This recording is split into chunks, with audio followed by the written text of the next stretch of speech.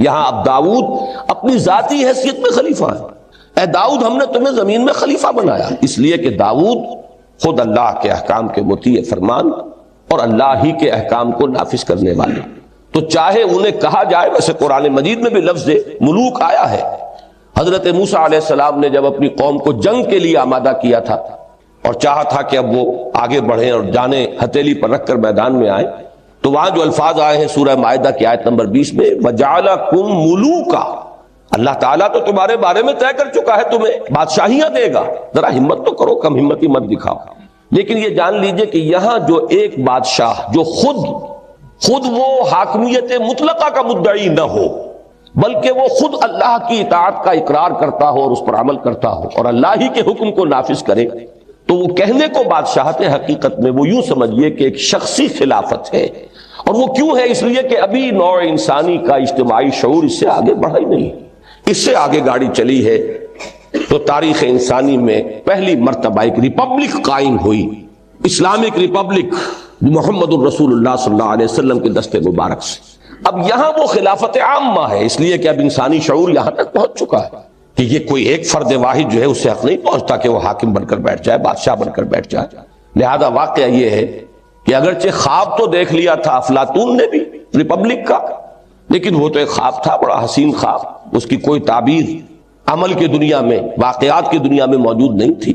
یہ ایک ریپبلک پہلی قائم ہوئی ہے تاریخ انسانی میں محمد الرسول اللہ صلی اللہ علیہ وسلم کے دست مبارک سے. اب وہاں کیا ہے؟ اب ایک فرد خلیفہ نہیں ہے بلکہ خلافت عامہ ہے. اس کے لیے میں یہاں ذکر کروں گا، مولانا مودودی نے یہ اصطلاح وضع کی تھی اور بہت صحیح ہے، یہ پاپولر وائسجرنسی ہے. چونکہ نوع انسانی کا شعور جو گیا ہے تو جمہوریت ہے در حقیقت پاپولر سوورنٹی. پہلے وہ سوورنٹی ایک فرد میں، ایک خاندان میں چل رہی تھی، لیکن اب وہ سوورنٹی جو ہے اس کو پاپولر بنا دیا گیا، عوامی بنا دیا گیا. یہ ہے وہ سوشل ایوولوشن کا پروسیس. اس کے ساتھ ہی خلافت کا معاملہ جو ہے، جیسے جیسے ایک انسان بچپن سے اوپر جوانی کے طرف چلتا ہے، جسم بڑھتا ہے تو کپڑے بھی بدلتے ہیں اس کے، وہ پرانے کپڑے اس کے جسم پر نہیں آئیں گے، اسے بڑے کپڑے بنانے پڑیں گے. تو نوع انسانی کا جو یہ ارتقا ہوا تو اس کے ساتھ ہی خلافت کا کانسیپٹ جو کا تو برقرار رہا. لیکن خلافت اب شخصی نہیں بلکہ پاپولر وائسجرنسی ہے، جس کی سب سے بڑی مثال خلافت راشدہ ہے کہ وہاں کوئی کسی نسلی بنیاد پر، کسی کے بیٹے ہونے کی بنیاد پر کوئی خلیفہ نہیں تھا، بلکہ مسلمانوں کی مرضی سے خلافت کا معاملہ جو ہے وہ طے ہوا. اور جیسے ہی وہ بات بدلی اور ایک خاندانی معاملہ آیا، امت نے طے کر دیا کہ اب خلافت راشدہ کا دور ختم ہوا، اب یہ دوسرا دور ہے جو شروع ہو گیا ہے. یہ تو بہرحال سمجھنا غلط ہے کہ بالکل ہی خاتمہ ہو گیا اسلام کا، لیکن یہ کہ کم سے کم یہ ماننا پڑتا ہے کہ ایک سیڑھی سے نیچے اتر آیا ہے ہمارا معاملہ. اب وہ جو پاپولر وائسجرنسی کا معاملہ تھا اور لوگوں کی مرضی سے صاحب امر کا انتخاب یا تعین ہونا تھا، وہ بات چلی گئی تو ہم ایک سیڑھی نیچے آ گئے، زوال سے دوچار ہوئے. لیکن یہاں چونکہ ہم اصول کی بات کر رہے ہیں تو یہ سمجھئے کہ خلافت راشدہ یہ ہے در حقیقت خلافت عامہ. اور یہ جو جمہوریت ہے اس کی بنیاد ہے پاپولر سوورنٹی. یہ بدترین کفر ہے اور بدترین شرک ہے. لیکن یہ کہ یہ اسلام کے اندر یہ پہلو اب اس ارتقاء کے عمل سے آ جائے گا کہ خلافت شخصی نہیں بلکہ خلافت عوام بن جائے گی. اس کو بلکہ علامہ اقبال کے ایک شعر کے حوالے سے میں واضح کروں. ابلیس کی مجلس شورا میں غالباً کسی مشیر نے یہ کہا ہے، ابلیس کے مشیر نے، ہم نے خود شاہی کو پہنایا ہے جمہوری لباس، جب ذرا آدم ہوا ہے خود شناس و خود نگر. اب یہ انسان چونکہ اس کے اندر احساس ہو رہا ہے اپنے حقوق کا، اپنے مقام کا، خود شناس ہے، اپنے آپ کو پہچان رہا ہے، خود نگر ہے، اپنے حقوق کی حفاظت کرنا اس کا احساس اس میں پیدا ہو گیا ہے. تو ہم نے یہ کیا ہے، میں اس کو یوں کہا کرتا ہوں کہ ٹنوں گندگی جو ایک انسان کے سر پر رکھی ہوئی تھی، ایک انسانی حاکمیت کا مدعی فرعون بنا بیٹھا ہے، ہم نے اس گندگی کو تقسیم کر دیا ہے. ہم نے خود شاہی کو پہنایا ہے جمہوری لباس. اب یہ تولا تولا تمام انسانوں میں تقسیم کر دی. گندگی وہی ہے، یعنی انسانی حاکمیت کا نظریہ. یہی شرک ہے، یہی کفر ہے.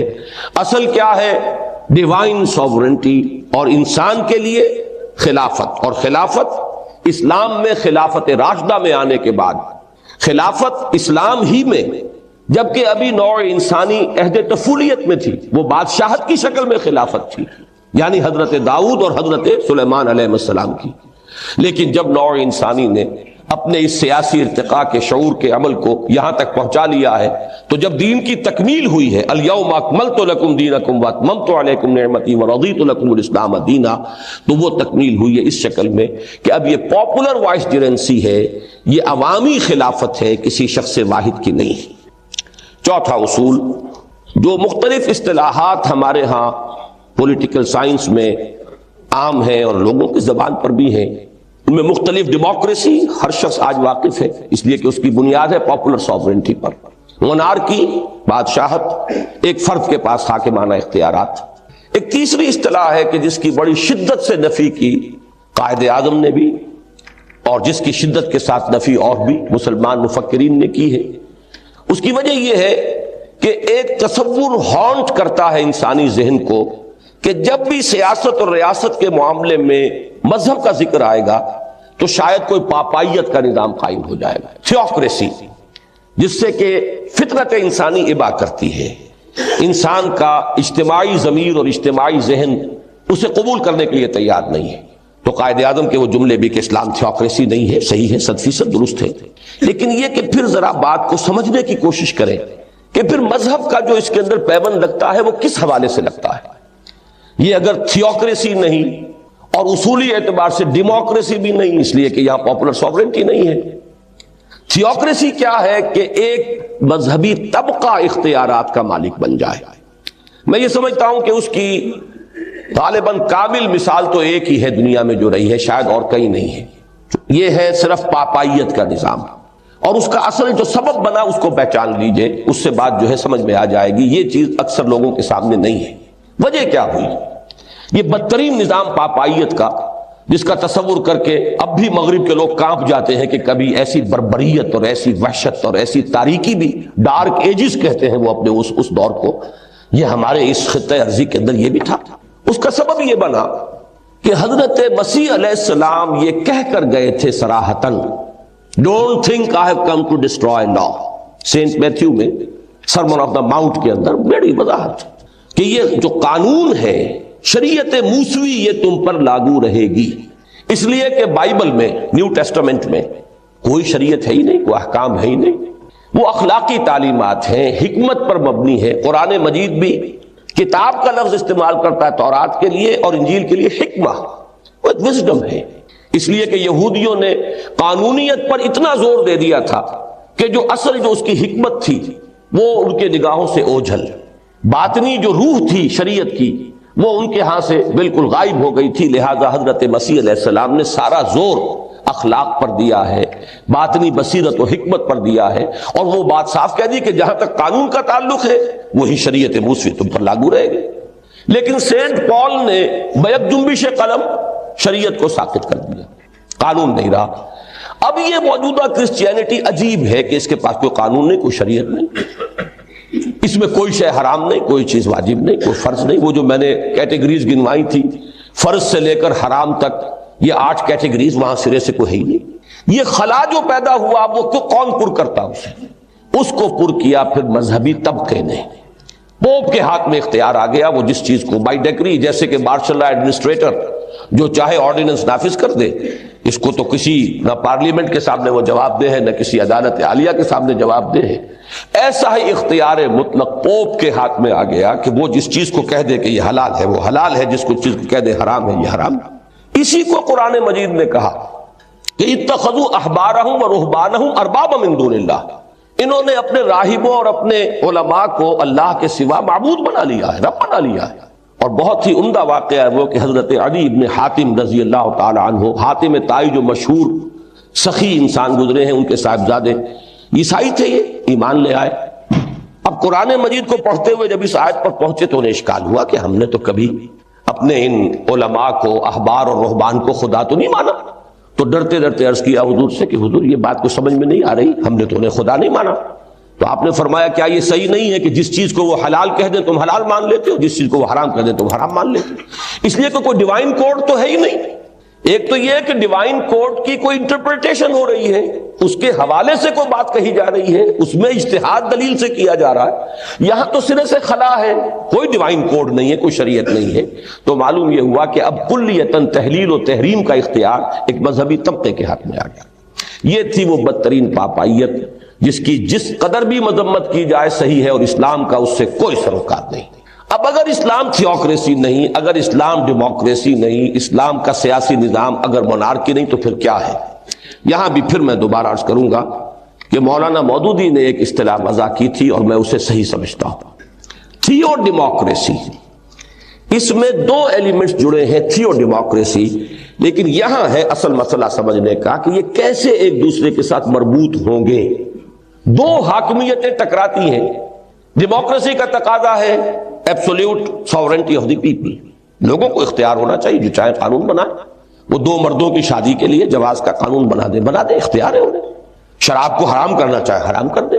جیسے کہ پروہیبیشن ایکٹ امریکہ میں ہوا تھا پاس، لیکن جو لوگ اس کو حرام کر سکتے تھے وہی حلال بھی کر سکتے ہیں، جب چاہے اس کو حلال قرار دیں۔ اختیار کلیتاً عوام کے نمائندوں کے ہاتھ میں، یہ ہے ڈیموکریسی۔ تھیوکریسی میں اختیار مطلق اور حاکمیت مطلقہ اللہ کی ہے،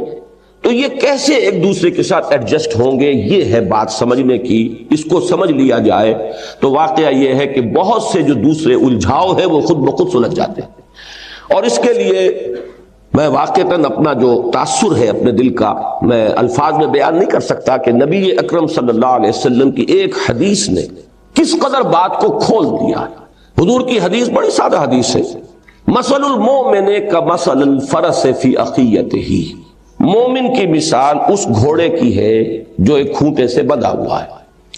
ایک ہے مادر پدر آزاد انسان، جو چاہے کرے، اس کے اوپر کوئی پابندی نہیں، کوئی حدود نہیں، کوئی قیود نہیں۔ مومن وہ ہے جو بندھا ہوا ہے، کس چیز سے بندھا ہوا ہے؟ اللہ کے احکام سے بندھا ہوا ہے۔ اب اسی مثال کو ذرا آگے میں نے پھیلایا ہے۔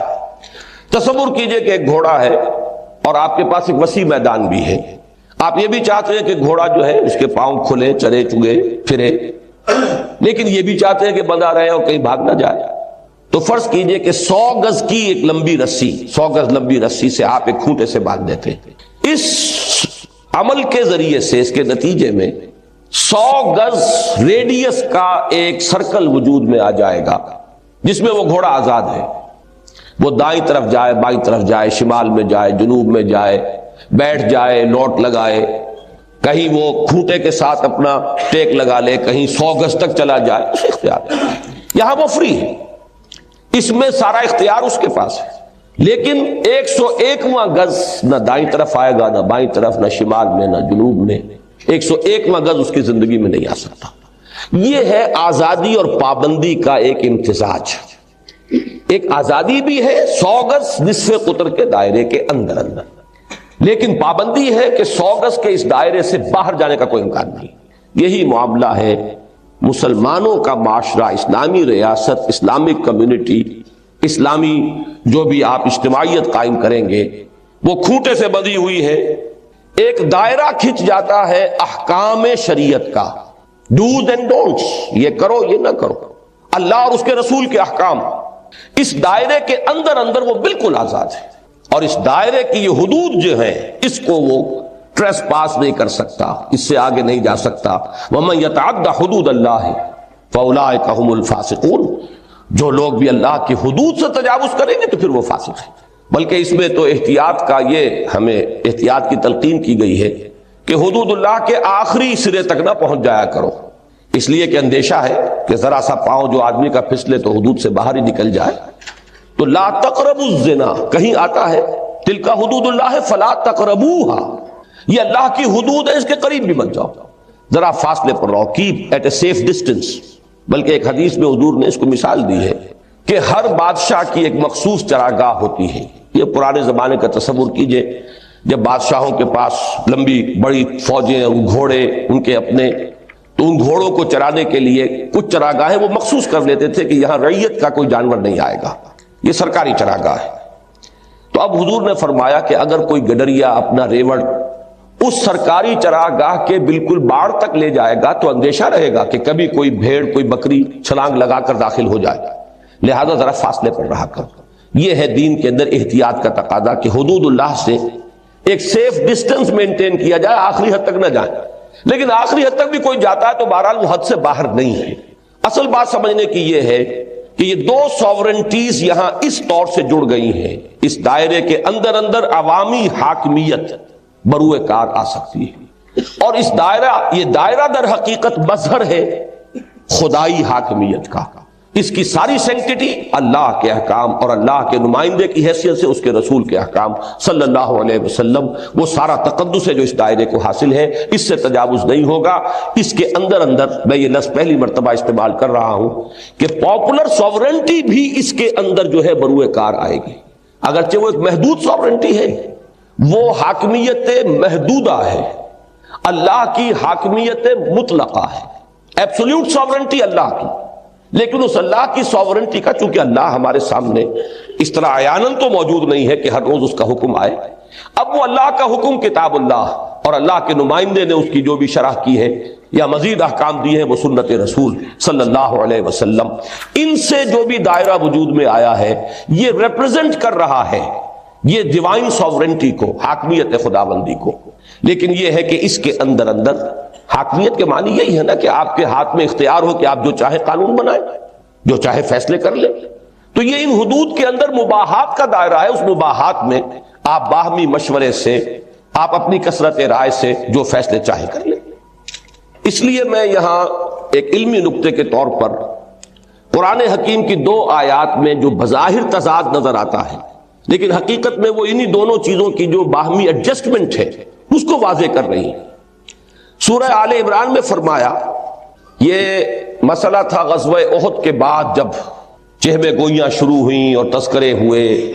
اور چونکہ بہت بڑا چرکا لگا تھا، 70 کے قریب صحابہ شہید ہوئے تھے، جو ایک دھاک بیٹھ گئی تھی مسلمانوں کی غزوہ بدر کے بعد، وہ دھاک ایک دم ختم ہو گئی۔ غزوہ بدر میں اگر 70 مشرکین مارے گئے تھے تو یہاں 70 صحابہ شہید ہو گئے، تو معلوم ہوا کہ عدلے کا بدلہ ہو گیا، برابر ہو گیا، وہ جو ایک دھاک تھی وہ ختم ہوئی۔ تو اس میں کچھ لوگوں نے عبداللہ ابن ابی کا معاملہ خاص طور پر، چونکہ اس کا مشورہ یہ تھا غزوہ احد سے قبل کہ ہم اس پوزیشن میں نہیں ہے کہ یہ جو 3000 کا لشکر آ گیا ہے اس سے ہم جا کر اوپن کھلے میدان میں کنفرنٹ کر سکیں، تو بہتر شکل یہ ہوگی کہ ہم ڈیفنس اپنے شہر کے اندر محصور ہو کر کریں۔ یہ تب مشورہ ہوا، نبی اکرم صلی اللہ علیہ وسلم کی ذاتی رائے بھی یہی تھی، لیکن یہ کہ اس ذاتی رائے کو جب حضور نے اپنے ساتھیوں کا رجحان غالب دیکھا کہ جوش ہے، ہمیں تو شہادت مطلوب ہے، شہادت ہے مطلوب و مقصود مومن، نہ مال غنیمت نہ کشوت کشائی، تو حضور نے فیصلہ کیا ٹھیک ہے کھلے میدان میں جا کر جنگ کریں۔ اب وہاں جو سچویشن پیش آ گئی اس کے حوالے سے اب منافقین نے ایکسپلائٹ کرنا شروع کیا کہ دیکھیں جی مشورہ مانتے نہیں ہیں، من مانی کرتے ہیں، اگر وہ مشورے سے بات ہوئی ہوتی، ہم نے مشورہ دیا تھا، اور آپ کو معلوم ہے 300 آدمی میدان جنگ سے واپس آ گئے تھے عبداللہ ابن ابی کے ساتھ، حضور جب نکلے ہیں غزوہ احد میں تو 1000 اہل ایمان ساتھ تھے، لیکن وہاں سے 300 یہ عبداللہ ابن ابی کے ساتھ واپس آئے تو 700 رہ گئے۔ تو اب انہوں نے کہنا شروع کیا، یہ ہے اس کا پس منظر، یقولون هل لنا من الامر من شیء، یہ کہہ رہے ہیں کہ کوئی ہمارے ہاتھ میں بھی اختیار ہے کہ نہیں، یہ جو چاہتے ہیں فیصلہ کر دیتے ہیں۔ آخر یہ کہ فیصلے کے اندر کوئی مشورہ ہو، کوئی گنتی ہو، ووٹنگ ہو، کچھ تو ہو۔ هل لنا من الامر من شیء، کوئی ہمارے ہاتھ میں بھی اختیار ہے یا نہیں۔ قل ان الامر کلہ للہ، اے نبی ان سے کہہ دیجئے کہ امر تو کل کا کل اللہ کے لیے ہے، اللہ کے اختیار میں ہے، اور اللہ کا نمائندہ رسول ہے صلی اللہ علیہ وسلم، تو گویا کہ ڈی جیورے وہ اللہ کا ہے اور ڈی فیکٹو محمد الرسول اللہ کا ہے صلی اللہ علیہ وسلم۔ لیکن یہ تو ہوئی ایک بات، اس میں گویا کہ کیٹیگوریکل ڈینائل ہو گیا کہ انسانوں کے لیے کوئی امر نہیں ہے، کوئی اختیار نہیں، کوئی فیصلہ کرنے کا کوئی اتھارٹی نہیں۔ لیکن سورہ شورى میں فرمایا وَأَمْرُهُمْ شُورَى بَيْنَهُمْ، ان کے معاملات آپس میں باہمی مشورے سے طے پاتے ہیں۔ تو بظاہر ایک تضاد ہے، ایک جگہ تو نفی مطلق ہے کہ انسانوں کا کوئی امر ہے ہی نہیں، کوئی اختیار ہے ہی نہیں، ایک جگہ امرہم کو مان کر تسلیم کر کے، اور یہ فرمایا جا رہا ہے کہ امرہم شورى بینہم، ان کا معاملہ، ان کا جو بھی فیصلے ہیں آپس میں مشورے سے ہوتے ہیں۔ تو ان میں بھی تطبیق یہی ہے کہ وہ امر اللہ جو ہے کلہ للہ، وہ تو ہے وہ احکام اللہ کے اور اس کے رسول کے صلی اللہ علیہ وسلم، اس میں کسی کو کوئی اختیار حاصل نہیں۔ آپ 51% کی بات کرتے ہیں، 100% بھی اس کے اندر کوئی ترمیم نہیں کر سکتے، اس لیے کہ وہ امر کلیتاً اللہ کا ہے، ایکسکلوسیو ہے اللہ کا اختیار۔ البتہ جہاں حکم ہے ہی نہیں، مباحات کا دائرہ ہے، یہ مباحات کہلاتی جو چیز جائز ہے۔ پھر جیسا کہ میں اصول عرض کر چکا ہوں کہ جس چیز کی حرمت ثابت نہ ہو وہ حلال ہے، وہ مباح ہے، وہ جائز۔ یہ مباحات کا دائرہ جو ہے یہ امر و ہم ہے۔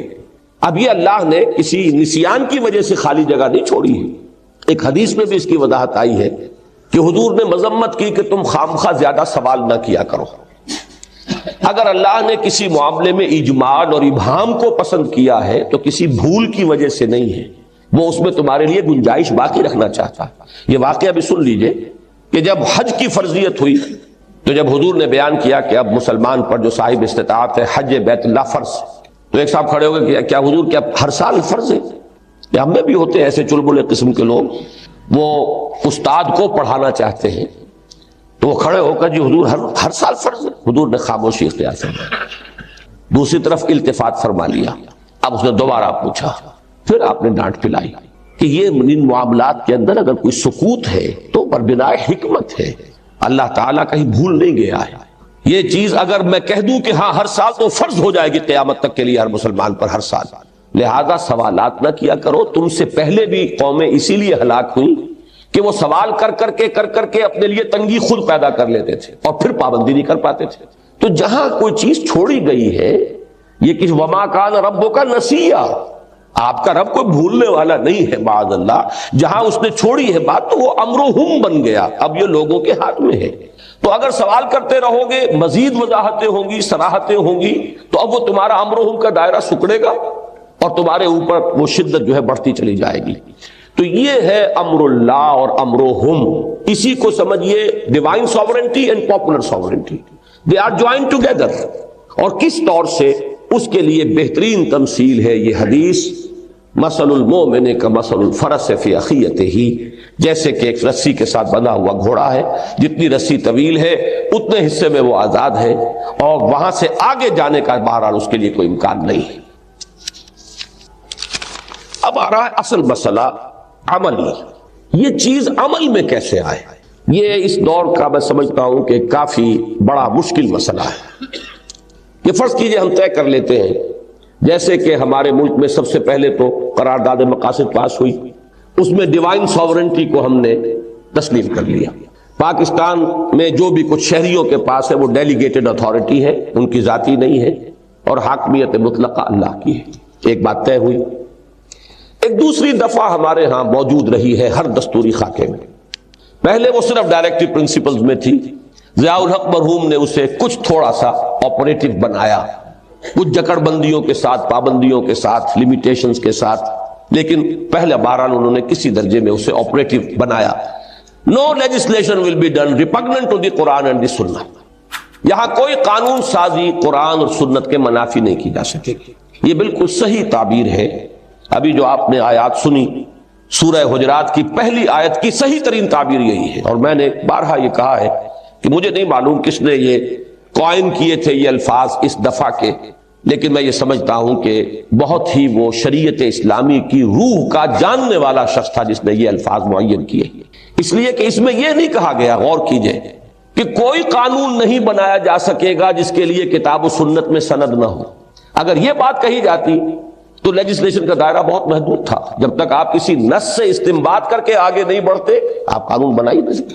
بلکہ یہ کہا گیا ہے کہ کوئی قانون سازی کتاب و سنت کی نصوص کی خلاف ورزی کے لیے میں نہیں بنائی جا سکتی، گویا کہ ایک دائرہ بہت وسیع کھل گیا مباحات کے اندر قانون سازی کا۔ عام طور پر اس وقت عوامی سطح پر جو ایک تصور ہے کہ بس جیسے قانون تو آخری شکل میں بنا بنایا اسلامی موجود ہے، بس صرف تنفیذ کا معاملہ ہے، یہ بہت ہی ناسمجھی والی بات ہے۔ یہ جو مباحات کا دائرہ ہے اس میں بہت بڑا فیلڈ ہے لیجسلیشن کا، کہ جو کسی ملک کے اسلامی ریاست کے جو مسلمان عوام ہیں ان کے نمائندوں کے لیے کھلا رکھا گیا ہے، اس لیے کہ یہ امر و ہم ہے، جہاں اللہ اور اس کے رسول کا کوئی حکم نہیں۔ جہاں آپ اللہ اور اس کے رسول کے کسی واضح حکم کی نفی نہیں کر رہے وہاں اس قانون سازی کا اختیار آپ کو حاصل ہے۔ اب اسی کو یوں سمجھیے کہ سورہ نساء کی اس آیت کے اندر ایک زیادہ عملی شکل میں لایا گیا، یا ایھا الذین آمنوا اطیعوا اللہ واطیعوا الرسول واولی الامر منکم، فَإِن تَنَازَعْتُمْ فِي شَيْءٍ فَرُدُّوهُ إِلَى اللَّهِ وَالرَّسُولِ إِن كُنتُمْ تُؤْمِنُونَ بِاللَّهِ وَالْيَوْمِ الْآخِرِ۔ اہل ایمان اطاعت کرو اللہ کی اور اطاعت کرو اس کے رسول کی، اور اپنے میں سے صاحب اختیار صاحب امر کی، اور اگر تمہارا کسی معاملے میں جھگڑا ہو جائے تو لوٹا دو اسے اللہ اور اس کے رسول کی طرف۔ ایک بات تو یہی نوٹ کر لیجئے کہ اولو الامر منکم، یہ الفاظ اس بات پر تو دلالت کر رہے ہیں کہ وہ مسلمان ہی ہو سکتے ہیں، غیر مسلم اس دائرے سے خارج ہو گیا۔ اولو الامر منکم ہونا لازم ہے، وہ تمہارے دائرے سے باہر نہیں ہوگا۔ لیکن یہ کہ پورے قرآن میں کہیں آپ کو کوئی صراحت نہیں ملے گی کہ اولو الامر کیسے وجود میں آئیں گے، کیسے طے کیا جائے گا کہ اولو الامر کون ہے، اس لیے کہ اس کا تعلق ہے پھر وہی process of evolution, social evolution سے۔ جس زمانے میں کہ ابھی وہ خالص ٹرائبل سوسائٹی تھی، اس میں کوئی بیلٹ پیپر اور فلاں اور یہ نہ اس کا کوئی امکان تھا نہ فائدہ تھا، ایکسرسائز ان فیوٹیلٹی ہوتی، اس لیے کہ ظاہر بات ہے کہ وہاں تو جو نظام بالفعل موجود ہے، شیخ قبیلہ اس کے تمام قبیلے والے اطاعت کر رہے ہیں، تو اگر قبیلے کے سرداروں کا مشورہ ہو گیا تو بس بات کافی ہے، امرہم شورا بینہم کا تقاضا پورا ہو گیا۔ لیکن معاشرہ آگے چل رہا ہے، آگے بڑھ رہا ہے، ٹرائبل سسٹم ختم ہوا، اب ظاہر بات ہے کہ کوئی اور اس کی جگہ پر آپ کو طریقہ اختیار کرنا پڑے گا۔ اولو الامر منکم کے لیے امرہم شورا بینہم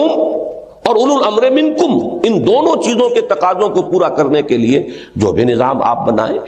ایڈلٹ فرنچائز کا بنائیں، آپ اس کے اندر کوئی اور وہ میں بعد میں عرض کروں گا کچھ شرائط حدود و قیود عائد کریں، لیکن وہ بھی لوگوں کی مرضی سے ہوگا۔ یہ نہیں کہ کوئی شخص اپنے اتھارٹیٹیو انداز کے اندر جو چاہے اس کے اندر رکھ دے، اس سے تو پھر نفی ہو جائے گی ڈیموکریسی کی۔ اس لیے کہ ہم کہہ رہے ہیں کہ یہ تھیو ڈیموکریسی ہے، تھیو کا ایلیمنٹ اس میں صرف وہ دائرہ ہے کتاب و سنت کی نصوص اور اس کے احکام جو صریح، باقی یہ اس کے دائرے کے اندر اس میں بہترین ڈیموکریٹک نارمز اور اس کے معیارات کو انکارپوریٹ کرنے کے لیے پوری گنجائش موجود ہے۔ آپ کے ہاتھ میں اختیار ہے، آپ چاہیں پریزیڈنشل سسٹم نافذ کریں، آپ چاہیں پارلیمنٹری سسٹم بنا لیں، آپ چاہیں تو فیڈرل گورنمنٹ بنائیں، آپ چاہیں تو کانفیڈرل نظام بنائیں، یہ تو حالات کا معاملہ ہوتا۔ کوئی کانفیڈریشن جب پاکستان اس پاکستان کے کانٹیکسٹ میں ہم کہتے ہیں تو گالی معلوم ہوتی ہے، لیکن ذرا سوچئے کہ اگر ایسٹ اور ویسٹ کا کانفیڈریشن اب ہو جائے، بنگلہ دیش بھی دوبارہ ایسٹ پاکستان بن کر اور ویسٹ پاکستان کے ساتھ کانفیڈریشن بنا لے تو یہ کتنی خوش آئند بات ہوگی۔ لہذا کوئی چیز بھی اس میں سے نہ حرام ہے، نہ لازم ہے، نہ فرض ہے، یہ مباحات کا دائرہ ہے۔ یونٹری فارم آف گورنمنٹ اختیار کریں، فیڈرل فارم آف گورنمنٹ بنائیں، کانفیڈرل بنائیں، سب تو یوں، یہ مباحات کا دائرہ ہے۔ اسی کو تو میں کہہ رہا تھا کہ وہ لوہے کی جوتی پہنائی نہیں گئی ہے، اگر ایک نظام اس وقت بنا دیا جاتا تو پھر تو یہ ارتقاء جو ہے آگے پاؤں کے بڑھنے کا امکان نہیں تھا، اور اس سوشل ایولیوشن کے ثمرات کو آپ اس کے اندر سمو نہیں سکتے تھے۔ لہذا اب اس میں ایک بات تو یہ میں نے توجہ دلائی آپ کی کہ امر وَأُولِي الْأَمْرِ مِنْكُمْ پورے قرآن میں کہیں صراحت نہیں ہے، سوائے ایک ڈائریکٹ پرنسپل مل جائے گا امرہم شورا بینہم۔ تو معلوم ہوا کہ اولو الامر بھی باہمی مشورے سے بننے چاہیے، مشورے کا نظام کوئی نہیں دیا گیا۔ اس اعتبار سے ایک بات جو علامہ اقبال نے کہی تھی اور میں اس کا 100% قائل ہوں، اس کو لیکن یہ کہ ایک بات بیچ میں رہ گئی وہ میں عرض کر دوں کہ سورہ نساء کی اس آیت میں فرمایا اطیعوا اللہ واطیعوا الرسول واولی الامر منکم۔ یہاں قابل غور بات یہ ہے کہ 3 اطاعتوں کا ذکر ہے، اللہ، رسول اور اولو الامر۔ اس کے 2 طریقے ہو سکتے تھے کہ اطیعوا کو 3 مرتبہ دہرایا جاتا، اطیعوا اللہ واطیعوا الرسول واطیعوا اولی الامر منکم۔ ایک شکل یہ ہو سکتی تھی کہ اطیعوا صرف 1 مرتبہ آتا، جیسے وہ بریکٹ کے باہر کوئی اگر رقم ہے تو وہ بریکٹ کے اندر کی تمام رقوم کے ساتھ ضرب کھا جائے گی، اطیعوا اللہ والرسول واولی الامر منکم، اطاعت کرو اللہ کی اور اس کے رسول کی اور تمام اولو الامر کی جو تم میں سے ہوں۔ لیکن ایک شکل وہ بھی چھوڑی، یہ بھی چھوڑی، اور قرآن مجید کا معاملہ یہ ہے کہ گنجینہ معنی کا طلسم اس کو سمجھیو، جو لفظ کے غالب میرے اشعار میں آوے، یہ جو بھی کچھ آیا ہے حکمت کی بنیاد پر آیا ہے۔ نتیجہ کیا نکلتا ہے کہ اطاعت اللہ کی بھی مطلق ہے اور رسول کی بھی مستقل ہے، اولو الامر کی اطاعت مستقل نہیں ہے، مطلق نہیں ہے، بلکہ اللہ اور اس کے رسول کی اطاعت کے دائرے کے اندر ہے۔ رسول سے آپ نہیں جھگڑ سکتے، جو حکم دے وضاحت کے ساتھ، ما آتاکم الرسول فخذوہ وما نہاکم عنہ فانتہوا، جو رسول تمہیں دے لو مضبوطی کے ساتھ، اور جس چیز سے روک دے رک جاؤ۔ اللہ کی اطاعت مستقل ہے، اللہ کے رسول کی اطاعت مستقل، لیکن اولو الامر کی اطاعت مستقل نہیں، بلکہ اللہ اور اس کے رسول کی اطاعت کے تابع ہوگی۔ اسی کو حضور نے فرمایا لا طاعت لمخلوق فی معصیت الخالق، مخلوق میں سے کسی کی اطاعت نہیں کی جا سکتی کسی ایسے معاملے میں جس سے کہ خالق کی معصیت لازم آ رہی ہے۔ والدین کی اطاعت کرو، لیکن اگر وہ معصیت کا حکم دے، اللہ اور اس کے رسول کے حکم کے خلاف حکم دے تو مت اطاعت کرو۔ میں آئلی نظام میں اور معاشرتی نظام میں عرض کر چکا ہوں کہ بہترین جو ایک خاتون کی تعریف قرآن نے کی ہے فالصالحات قانتات، اپنے شوہروں کی فرما برداری کرنے والی ہیں، لیکن اگر شوہر معصیت کا حکم دیتا ہے لا سمع ولا طاعہ، کوئی اطاعت نہیں، اطاعت ہوگی اللہ اور اس کے رسول کے احکام کے دائرے میں۔ یہی بات وہ ہے کہ جو حضرت ابو بکر نے فرمائی تھی رضی اللہ تعالی عنہ، جب تک میں سیدھا رہوں، بیعت خلافت کے بعد پہلا خطبہ، تم پر میری اطاعت فرض ہے، میں ٹیڑھا ہو جاؤں تو مجھے سیدھا کرنا فرض ہے۔ یہ اب سوال پیدا ہوتا ہے جو عملی مسئلہ ہے کہ فرض کیجئے اولو الامر جو آج کے زمانے میں فرض کیجئے پارلیمنٹ ہے، وہ کوئی قانون بنانا چاہتی ہے جس کے بارے میں میرا خیال ہے کہ یہ کتاب و سنت کی کو کنٹروین کر رہا ہے، یا کسی زمانے میں کوئی خلیفہ وہ کوئی حکم دیتا تھا اور کسی شخص کا یہ خیال ہو کہ یہ اللہ اور اس کے رسول کے حکم کی نفی کر رہا ہے، تو ہاؤ ٹو سیٹل، کیسے طے کیا جائے؟ یہ ہے اصل مسئلہ اس دور کا۔ اصولی ہدایت تو یہ کہ ردوہ الی اللہ والرسول، اللہ اور اس کے رسول کی طرف لوٹا دو، لیکن کون لوٹائے، کون فیصلہ کرے؟ اب میں آپ کو یاد دلاتا ہوں کہ جس زمانے میں پاکستان کی وہ پہلی دستور اسمبلی جو ہے اپنا کام کر رہی تھی، کچھ تھوڑی سی دستور سازی کی طرف کچھ پروگریس ہو رہی تھی، تو اب سوال پیدا ہوا کہ یہ جو دستوریہ ہے یا مقننہ ہے، لیجسلیچر ہے، اس کے اوپر کیسے چیک اینڈ بیلنس ہو کہ وہ کتاب و سنت کی کو کہیں کنٹروین نہ کر جائے۔ چنانچہ پہلا تجربہ یاد ہوگا کہ علماء بورڈ بنایا گیا۔ اب سوال یہ پیدا ہوا کہ اگر علماء کا ایک بورڈ بنا دیا جائے اور پھر ان کا فیصلہ آخری ہو تو پھر یہ تھیوکریسی بن گئی، پھر یہ جو عوام کے نمائندے یہاں بیٹھے ہیں جو ووٹ لے کر آئے ہیں، پھر ان کا اختیار کہاں رہا؟ ان کے پاس تو کوئی اختیار نہیں ہے۔ فرض کیجئے کہ ان کی اکثریت ایک قانون پاس کرنا چاہ رہی ہے، لیکن یہ کہ علماء بورڈ، تو معلوم تو یہ ہوا کہ پھر تو یہ ایک تھیوکریسی کی شکل بن گئی، ایک مذہبی طبقہ ہے کہ جس کی حکومت ہے اور قانون سازی کا اختیار مطلق اس کے ہاتھ میں چلا گیا۔ میں کسی مذمت کے لیے اس وقت نہیں کہہ رہا، لیکن یہ کہ بات کی وضاحت کے لیے کہہ رہا ہوں کہ اس کی مثال بالفعل اس وقت ایران میں موجود ہے۔ پارلیمنٹ بھی ہے، انتخابات بھی ہیں، لیکن اوپر ٹاپ پر آیت اللہ خمینی صاحب تشریف فرما ہے، یا یہ کہ ان کے بعد جانشینی کے لیے کوئی ایک بورڈ ہے علماء کا جو تجویز کیا جا رہا ہے، فائنل اتھارٹی تو ان کے ہاتھ میں ہے۔ تو معلوم یہ ہوا کہ اگر یہ شکل اختیار کی جائے، ان کے تصورات ہیں امامت کے، اور نائب امام کی اب شکل اختیار، حیثیت اختیار کی ہے خمینی صاحب نے، لہذا یہ تو ان کی جو تھیولوجی ہے اور ان کا جو نقطہ نظر ہے اس کے اعتبار سے تو کمپیٹیبل ہو جاتا ہے کسی نہ کسی شکل میں، لیکن اہل سنت کا تصور تو تصور خلافت ہے، اور خلافت بھی پاپولر خلافت، پاپولر وائسریگنسی، اس کے ساتھ یہ تصور کسی بھی درجے میں کوئی مناسبت نہیں رکھتا۔ کوئی علماء بورڈ کہ وہ فائنل اتھارٹی اس کے ہاتھ میں آ جائے اور وہ فیصلہ کرے کہ یہ چیز مطابق اسلام ہے یا نہیں۔ اچھا، اس سے آگے بڑھ کر وہ آئیڈیالوجی کونسل بنائی گئی۔ سوال وہاں بھی پھر یہی آ گیا کہ آیا آئیڈیالوجی کونسل جو ہے آپ کی، اس کی سفارشات بائنڈنگ ہوں گی پارلیمنٹ پر؟ اگر اس کی سفارشات بائنڈنگ ہو گئی تو پھر وہی تھیوکریسی وجود میں آ گئی۔ پھر کاہے کے لیے ایکسرسائز ان فیوٹیلٹی، یہ الیکشن اور یہ سارا معاملہ کاہے کے لیے؟ یہی وجہ ہے کہ کروڑوں روپیہ اس پر خرچ ہوا ہے۔ It has all gone in waste, ساری چیزیں پائل اپ ہوتی چلی گئی ہیں۔ وہ وزارت عدل میں اور وزارت قانون میں وہ جا کر فائلیں اور سفارشات ان کی رکھی جاتی رہی، ان میں سے کبھی کسی کو کوئی چیز ایک پسند آ گئی تو اس میں سے نکال کر اس کو لگا لیا لیجسلیشن کے کسی پیس میں، اور اس سے اور الٹا خرابی پیدا ہوئی ہے، اس لیے کہ وہ تو ایک as a whole, organic whole کی شکل میں، جب تک کہ وہ کل نہ ہو اس کا کوئی جز جو ہے وہ تو بجائے مثبت کے منفی نتائج پیدا کرے۔ باقی یہ کہ اکثر و بیشتر تو ان کی رپورٹیں دکھائی تک نہیں جاتی تھی۔ میں نے جو تھوڑا سا عرصہ ضیاء الحق مرحوم صاحب کی شورا میں گزارا ہے، اس وقت میں نے کہہ کر دباؤ دے کر تو جو بینکنگ سے متعلق رپورٹ تھی وہ تو تھی یوں سمجھیے کہ بالکل اس طرح سیکرٹ کہ اسے دکھانا بھی کسی کو ان کی اجازت نہیں تھی کہ وہ دکھا سکیں۔ وہ بعد میں نے اسے اوپن کیا وہ، اور میں نے کہہ کر خاص طور پر میں نے کہا پبلش تو کیجئے، ان کی اتنی محنت ہوئی ہے، اس کے اوپر قوم کا پیسہ لگا ہے، جن لوگوں نے بیٹھ کر یہاں کام کیا ہے، لہٰذا اب اس کو کم سے کم کوئی اختلاف کرے، کچھ کرے، اس کو آپ پبلش تو کیجئے، ورنہ اس سے پہلے اسے وہ دن کی روشنی دیکھنا جسے کہتے ہیں وہ نصیب نہیں ہوا تھا۔ باقی یہ کہ اس کے بعد بھی پھر جو بھی وہ پی ایل ایس وغیرہ کا نظام بنا وہ اپنے طور پر بنا، اس سے کوئی تعلق نہیں۔ بہرحال یہ میں صرف دو مثالیں دے رہا ہوں بات مسئلے کی جو سنگینی ہے اس کو بیان کرنے کے لیے، اور اس دور میں یہی ہے اصل میں پریکٹیکل پہلو سب سے مشکل، سب سے اہم۔ میرے نزدیک اس کا جو حل ہے، یہ میری ہمبل سبمیشن ہے، اس پر غور کیے، اور یہ حضرات جو یہاں تشریف فرمائے یقیناً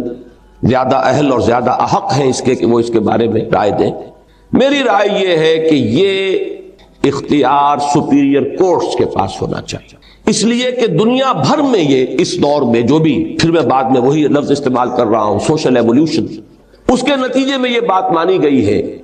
کہ ریاست کے یہ جو تین بڑے بڑے اہم شعبے ہیں، بازو ہیں، ایک طرف ایگزیکٹو ہے، لیجسلیچر ہے، تیسری طرف جوڈیشری ہے، دستور میں معین ہوتا ہے کہ اس ریاست کے کیا اساس ہے، کیا اصول ہیں، کیا قواعد ہیں، اور اس دستور کی کسٹوڈین سپیریئر کورٹس ہیں۔ اگر جو شہری حقوق دستور گارنٹی کرتا ہے کسی ملک کے عوام کو، ان میں سے کسی حق کے اوپر ایگزیکٹو اگر کوئی چھاپا مارتی ہے، کوئی ڈپٹی کمشنر، کوئی کمشنر، کوئی گورنر، کوئی اس کے اس حق کو ساقط کرتا ہے، تو آپ کہاں جاتے ہیں؟ آپ کورٹس جائیں گے اور کنڈا کھٹکھٹائیں گے کہ دستور اس ملک کا یہ بتا رہا ہے کہ یہ میرا حق ہے، اور میرے حق پر فلاں جو ہے قدغنیں کی گئی ہیں، چھاپا مارا گیا ہے، تو میری جو شکایت ہے رفع کی جائے۔ بالکل اسی طریقے سے اگر کسی ملک کے دستور میں یہ معین ہو جائے، یہ اٹس اے بگ اف، آسان کام نہیں ہے یہ، لیکن یہ معین ہو جائے کہ یہ دفعہ جو ہے no legislation will be done repugnant to the Quran and the Sunnah, یہ 100% آپریٹو ہو جائے، نو ایکسیپشن۔ اور یہ بات اچھی طرح جان لیجئے، ایک ایکسیپشن بھی کر دیا جائے تو پھر وہ اسلامی نہیں رہے گا نظام، وہ منافقانہ نظام بن جائے گا۔ افتؤمنون ببعض الکتاب وتکفرون ببعض، کیا تم ہماری کتاب اور شریعت کے ایک حصے کو مانتے اور ایک کو نہیں مانتے؟ فما جزاء من يفعل ذلك منكم الا خزي في الحیاۃ الدنیا ویوم القیامۃ یردون الی اشد العذاب۔ تو جو کوئی بھی تم میں سے یہ طرز عمل اختیار کرے گا، اس کی سزا اس کے سوا اور کچھ نہیں ہے کہ دنیا میں انہیں ذلیل و خوار کر دیا جائے اور قیامت کے دن بدترین عذاب میں، شدید ترین عذاب میں جھونک دیا جائے۔ تو without any exception, without any reservation,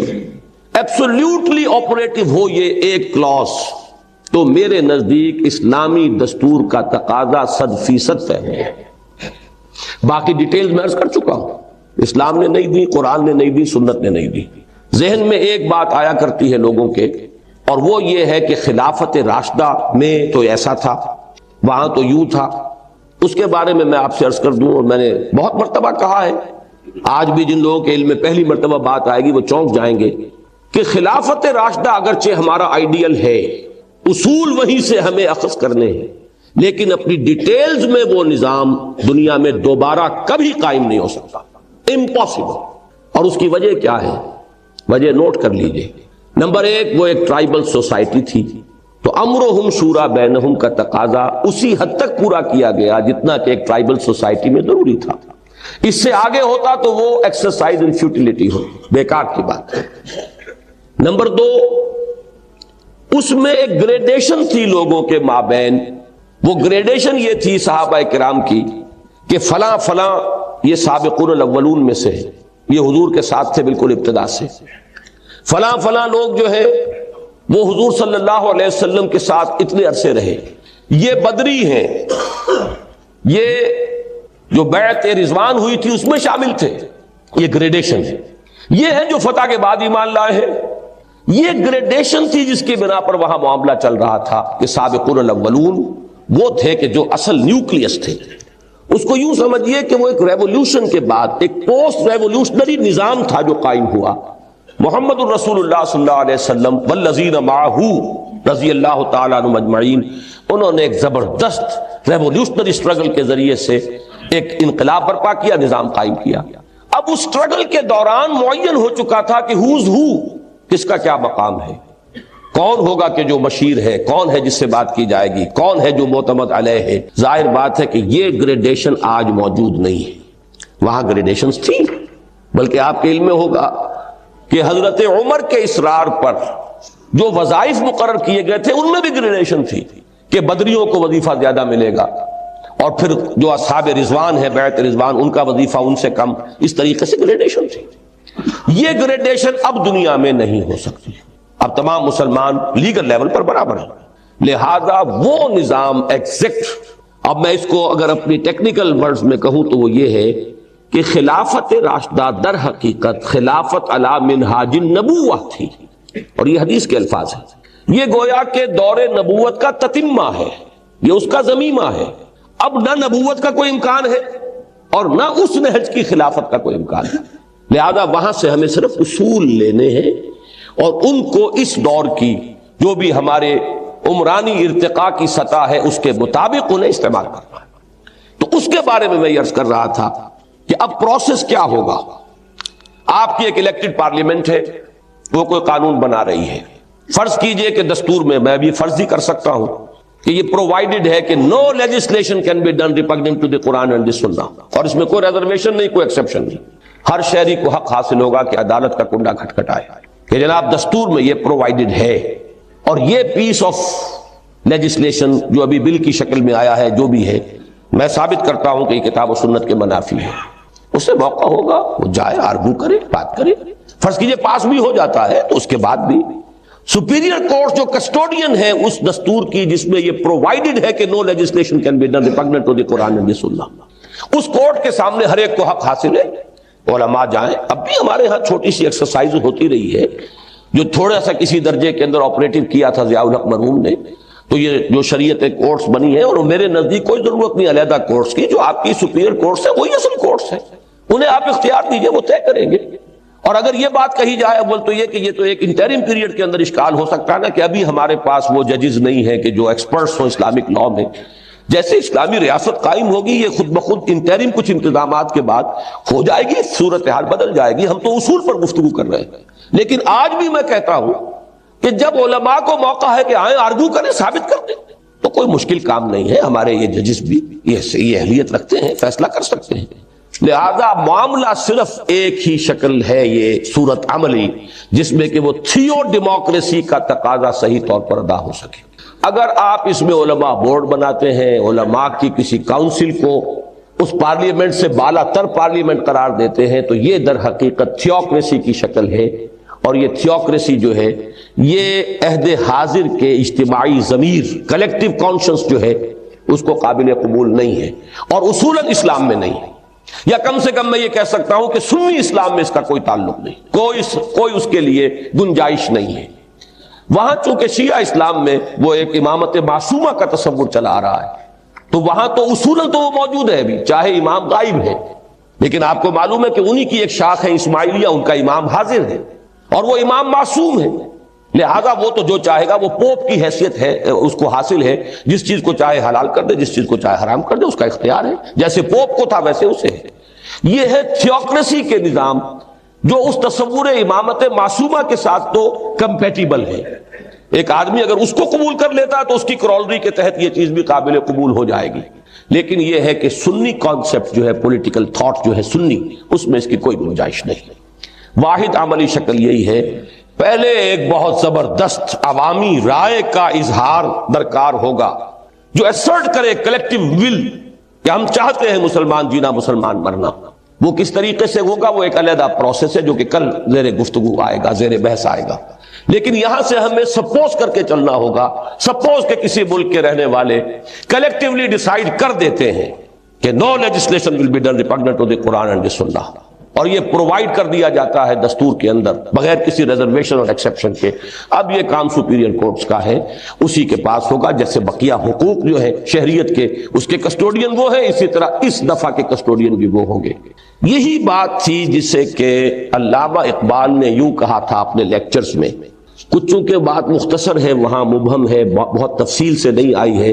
لہذا اس کی انٹرپریٹیشن ایک سے زائد کی جا سکتی ہے، یہ میں تسلیم کرتا ہوں، لیکن یہ ہے کہ جو میرے نزدیک اس کی تعبیر ہے، جس کو میں 100% صحیح سمجھتا ہوں، وہ یہ ہے کہ اجتہاد اب بذریعہ پارلیمنٹ ہوگا۔ کیا معنی ہے اس کے کہ کون سا اجتہاد قانون کی شکل اختیار کرے گا، اس کا فیصلہ پارلیمنٹ کرے گی۔ یہ نہیں ہے کہ یہی بیٹھے ہوئے لوگ، چاہے وہ ان پڑھ بھی ہوں، ان کی اکثریت، وہ اجتہاد کریں گے، بات یہ نہیں ہوتی۔ اب بھی آپ کو معلوم ہے کوئی قانون بنتا ہے پارلیمنٹ میں،